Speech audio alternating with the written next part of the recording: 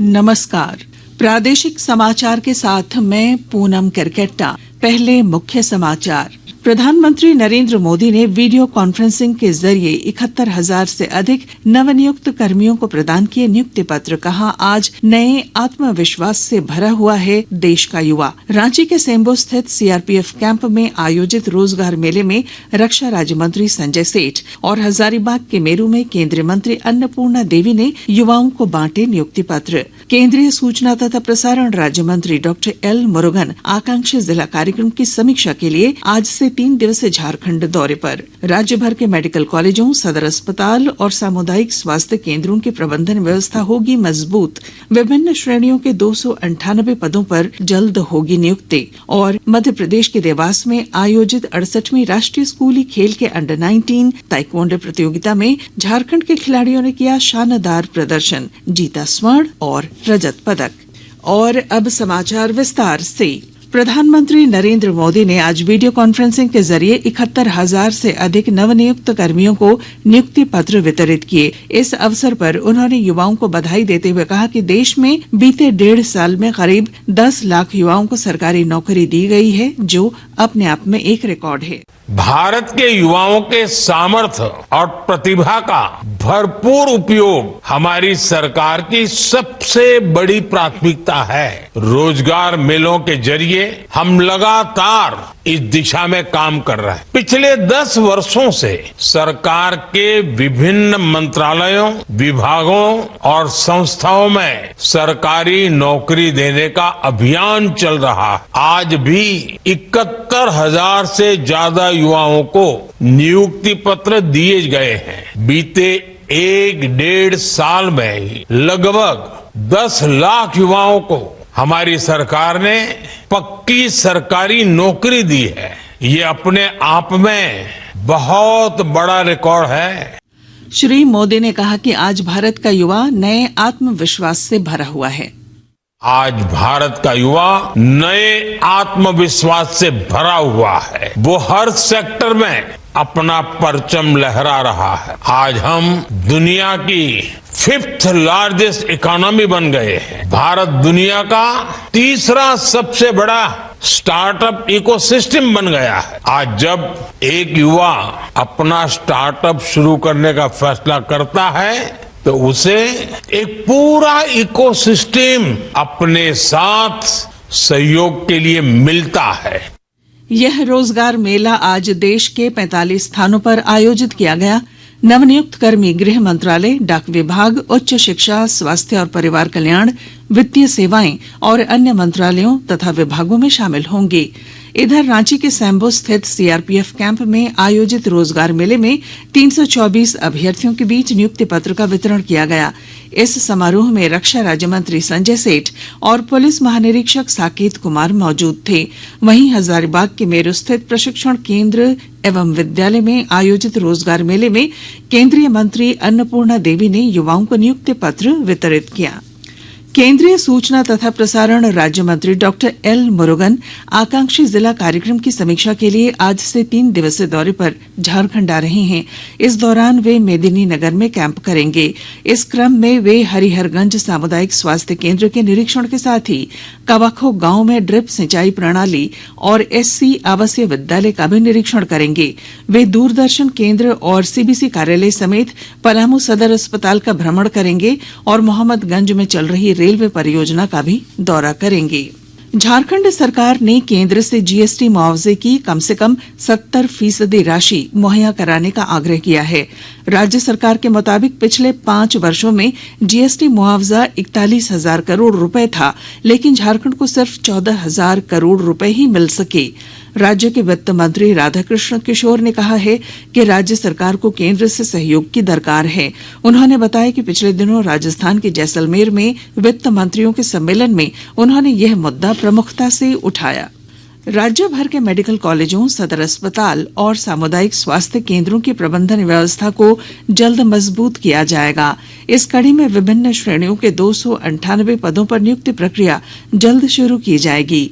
इसके तहत संविदा के आधार पर अस्पताल प्रबंधक, वित्त प्रबंधक और IT एग्जीक्यूटिव्स की बहाली होगी।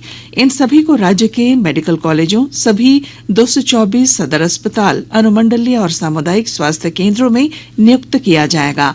पिछले दिनों मुख्य सचिव की अध्यक्षता में हुई बैठक में नियुक्ति प्रक्रिया शुरू करने की अनुशंसा कर दी गई है। नागरिक उड्डयन मंत्रालय ने हवाई अड्डे पर किफायती दरों पर भोजन और पानी जैसी बुनियादी जरूरतें उपलब्ध कराने के लिए उड़ान यात्री कैफे शुरू करने की घोषणा की है। पेश है एक रिपोर्ट। इस अनूठी पहल को प्रायोगिक आधार पर कोलकाता हवाई अड्डे पर शुरू किया जा रहा है। इसके सफल कार्यान्वयन पर भारतीय हवाई अड्डा प्राधिकरण इन्हें देश भर में अन्य हवाई अड्डों पर भी शुरू करेगा। कोलकाता के नेताजी सुभाष चंद्र बोस अंतर्राष्ट्रीय हवाई अड्डे पर पहले उड़ान यात्री कैफे के शुभारंभ के साथ विमान यात्रियों को पानी की बोतलें, चाय, कॉफी और स्नैक्स जैसी आवश्यक चीजें सस्ती दरों पर मिल सकेंगी। आकाशवाणी के ताजा तरीन समाचारों के लिए आप हमारी वेबसाइट newsonair.gov.in पर लॉग ऑन कर सकते हैं। ताजा समाचार X handle @AIR news alerts और Facebook page All India Radio news पर भी उपलब्ध है। आप प्रादेशिक समाचार एकांश के एक्स हैंडल @AIR न्यूज_रांची और फेसबुक, इंस्टाग्राम पेज तथा YouTube channel AIR news Ranchi पर भी हमारे बुलेटिन सुन सकते हैं। प्रादेशिक समाचार आप आकाशवाणी रांची से सुन रहे हैं।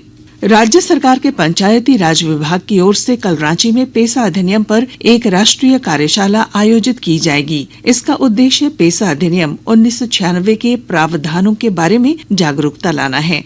इस कार्यशाला में पंचायती राज, ग्रामीण विकास और ग्रामीण कार्य मंत्री दीपिका पांडे सिंह मौजूद रहेंगी। इसके अलावा केंद्रीय पंचायती राज मंत्रालय के सचिव विवेक भारद्वाज अनुसूचित क्षेत्रों में स्थानीय शासन को आगे बढ़ाने में पेसा के महत्व पर प्रकाश डालेंगे।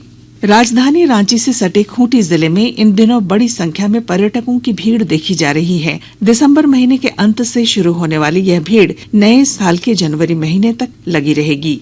इसे देखते हुए जिला प्रशासन ने कई स्तरों पर तैयारी की है, जिसके बारे में जिले के उपायुक्त लोकेश मिश्रा ने जानकारी दी। इस सीजन में जब पर्यटकों की भारी संख्या में यहाँ पर आगमन होता है, तो उसके लिए भी हम लोग विभिन्न स्तरों पर काम कर रहे हैं। तो सभी पदाधिकारियों को निर्देश भी दिया गया है और उनके द्वारा सतत मॉनिटरिंग भी की जा रही है, पेट्रोलिंग भी की जा रही है। साथ ही साथ ट्रैफिक की समस्या को देखते हुए, ड्रंक एंड ड्राइविंग की समस्या को देखते हुए उसकी चेकिंग के लिए हम लोगों ने जिला परिवहन पदाधिकारी को निर्देश दिया है। पर्यटकों की सुविधाओं को देखते हुए हम लोगों ने कोशिश की है कि सभी जगहों पर मूलभूत सुविधाएं बहाल हों। साथ ही साथ यहाँ के पर्यटन स्थलों को हम लोग राज्य स्तर पर और देश स्तर पर हाईलाइट कर सके।